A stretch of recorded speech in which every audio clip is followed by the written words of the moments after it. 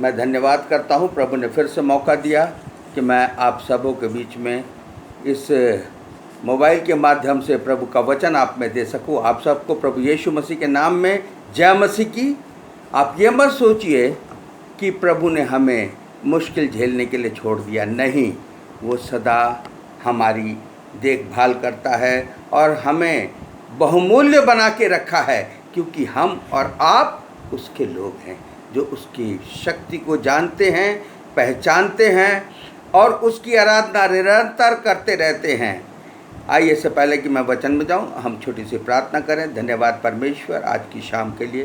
प्रभु, जब आपने मौका दिया कि हम आपके लोगों के खातिब हों, पिता दया कर आज के पवित्र वचन के लिए प्रभु आपका वचन हो, ज़ुबान मेरी हो, बहुतायत से प्रभु सामर्थ दीजिए कि तेरे वचन को फैला सकूं। पिता अनुग्रह कर हमारे बीच में हो, हर एक को ढांढस और दिलासा दे, क्योंकि तू दिलासा देने वाला सर्वशक्तिमान परमेश्वर है। सब कुछ तेरा है, तेरे कदमों में अर्पित करता हूँ, तेरे लहू के नाम से शुरू करता हूँ, आमीन। यहाँ वचन में लिखा है, यशाया 49 उसकी 1 से 5 आयत कहती है, हे दीपो मेरी ओर कान लगाकर सुनो। किसकी ओर? परमेश्वर की ओर कान लगाकर सुनो, परमेश्वर की बातों को सुनो। हे दूर दूर के राज्य के लोगों, ध्यान लगाकर मेरी सुनो। परमेश्वर ने यशाया से कहा था कि लोगों को बताओ कि वो मेरी बातों को सुने और उसको माने। यहोवा ने मुझे गर्भ से ही बुलाया, जब मैं माता के पेट में था तब उसने मेरा नाम बताया। परमेश्वर हर एक जन का नाम भी रखता है। गर्भ की सृष्टि परमेश्वर की ओर से है। भजन संहिता में लिखा है, गर्भ का फल परमेश्वर की ओर से है। तो परमेश्वर ने गर्भ से ही चुन लिया। उसने मेरे मुंह को चोखी तलवार के समान बनाया है और अपने हाथ की आड़ में मुझे छिपा रखा। उसने मुझको चमकीला तीर बनाकर अपने तरकश में गुप्त रखा है। हर प्रभु यीशु को, प्रभु तेरी सामर्थ को मानने वाले उस चमकते हुए तरकश तीर के समान है जो प्रभु हमेशा युद्ध में दुश्मन के खिलाफ काम आते हैं। तेरे वचन तरकश के समान है और तूने उन वचन को बोलने के लिए हमें तरकश बना दिया, तीर बना दिया, ताकि हम तेरा वचन बहुतायत से दूर तक पहुंचाएं। तरकश की 3 खूबी होती है। पहला तो वो अटैक करता है टारगेट पर और दूर तक जाता है। प्रभु यीशु का पवित्र वचन दूर दूर तक फैले।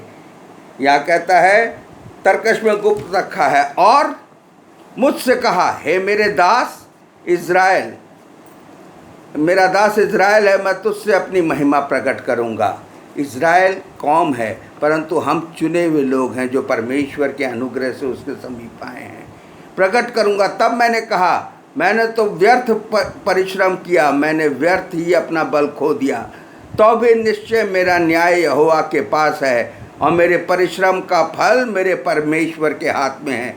जब न्याय परमेश्वर करने वाला है तो फल भी वही देगा, कोई और फल दे नहीं सकता, क्योंकि बाइबल कहती है उद्धार सिर्फ प्रभु यीशु के द्वारा है। अब यहोवा जिसने मुझे जन्म से ही इसलिए रचा कि उसका दास होकर याकूब को उसकी ओर लौटा ले आऊँ, अर्थात इस्राएल को उसके पास इकट्ठा करूँ, क्योंकि यहोवा की दृष्टि में मैं आदर योग्य हूँ और मेरा परमेश्वर मेरा बल है। मेरा परमेश्वर ही मेरा बल है, मैं किसी और चीज़ पर घमंड नहीं करता। मेरा परमेश्वर मेरा बल है। यहाँ 15वीं आयत में कहता है, इसी 49 के 15वीं आयत में, क्या हो सकता है कि कोई माता अपने दूध पीते हुए बच्चे को भूल जाए और अपने जन्माए हुए लड़के पर दया न करे? ये असंभव है। परंतु आज के ज़माने में माँ भी बच्चे को भूल जाती है, पर परमेश्वर ने हमसे और आपसे इतना प्रेम किया कि अपना प्राण दे दिया ताकि हम बचाए जाएं।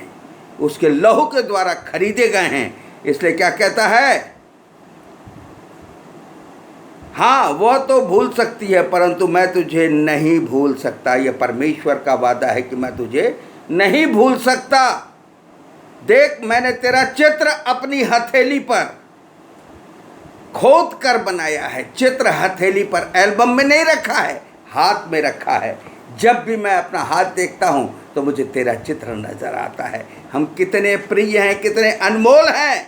प्रभु ने अनमोल बनाया और मेरा और आपका चित्र जो उसके रास्ते पर चलते हैं अपनी हथेली पर खोद कर बनाया, जो सदा याद रहे। आज लोग टैटू गुदवाते हैं, क्या दिखाने के लिए कि हम तुझे प्यार करते हैं, परंतु परमेश्वर ने मेरा चित्र अपनी हथेली पर खोद कर बनाया है, आपका चित्र हथेली पर खोद के बनाया है, क्योंकि आप उसके लोग हैं। इसलिए कहता है, देख मैंने तेरा चित्र अपनी हथेली पर खोद कर बनाया है, तेरी शहरपना सदैव मेरी दृष्टि के सामने बनी रहती है। प्रभु कहता है तेरी शहरपना जहाँ तू रहता है वो भी मेरी दृष्टि के में बनी रहती है। ये प्रभु का वादा है। इसी में यशाया 43 में आप आ जाइए। यशाया 43 उसकी 1 से 5 आयत क्या कहती है? हे इज़राइल तेरा रचने वाला, हे याकूब तेरा सृजनहार यहोवा अब यूं कहता है।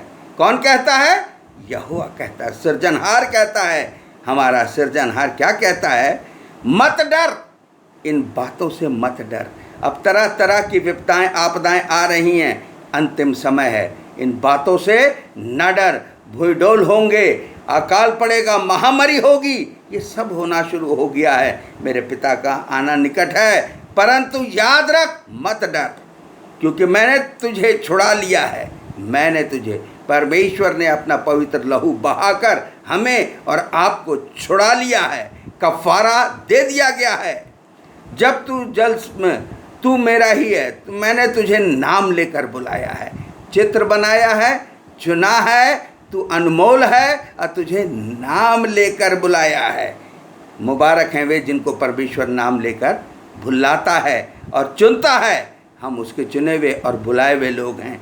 इसलिए कहता है तू नदियों से होकर चले तो वह तुझे डुबा ना सकेगी, जब तू आग में चले तो वह तुझे आँच न लगेगी, उसकी लौ तुझे जला न सकेगी, क्योंकि मैं यहोवा तेरा परमेश्वर हूँ, इज़राइल का पवित्र और तेरा उद्धार करता हूँ। उद्धार सिर्फ प्रभु यीशु से है।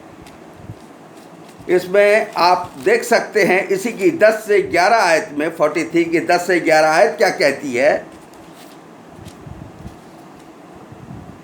यहोवा की वाणी है कि तुम मेरे साक्षी हो और मेरे दास, जिन्हें मैंने इसलिए चुना है।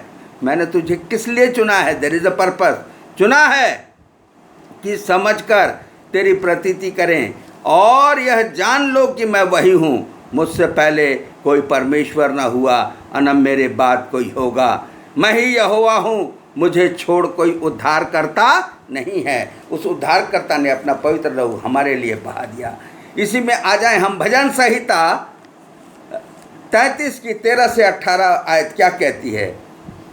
13 से 18वीं आयत कहती है, यहोवा स्वर्ग से दृष्टि करता है और सब मनुष्यों को निहारता है, वो देखता रहता है। चिंता, उसने अपनी हथेली पर मेरा चित्र बनाया है, वो निरंतर उसे देखता रहता है। यहोवा स्वर्ग से दृष्टि करता और सब मनुष्यों को निहारता है, अपने निवास स्थान से वह पृथ्वी के सब रहने वालों को देखता है। वही उन सबों का हृदय को गढ़ता है और उससे सब कामों को विचार से करता है। कोई ऐसा राजा नहीं जो सेना की बहुतायत के कारण बढ़ सके, वह अपनी बड़ी शक्ति के कारण छूट नहीं सकता। फिर इसकी 10 से 11वीं आयत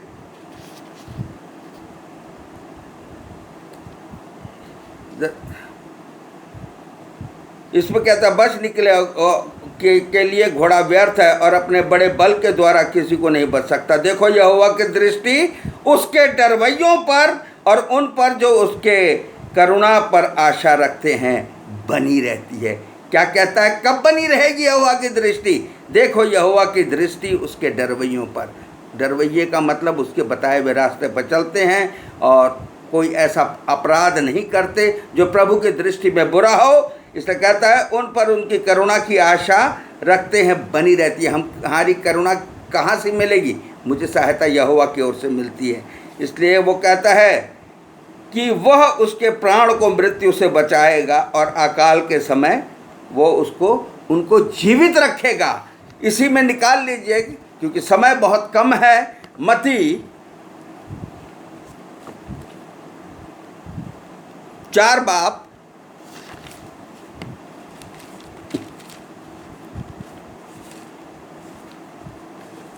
मत्ती 4 बाब उसका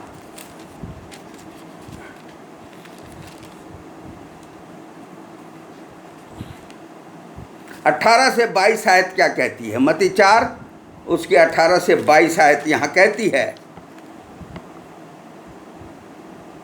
गलील की झील के किनारे फिरते हुए उसने 2 भाइयों को अर्थात शमौन को जो पतरस कहलाता है और उसके भाई अंद्रयास को झील में जाल डालते देखा, क्योंकि वे मछुए थे। यीशु ने उनसे कहा, मेरे पीछे चले आओ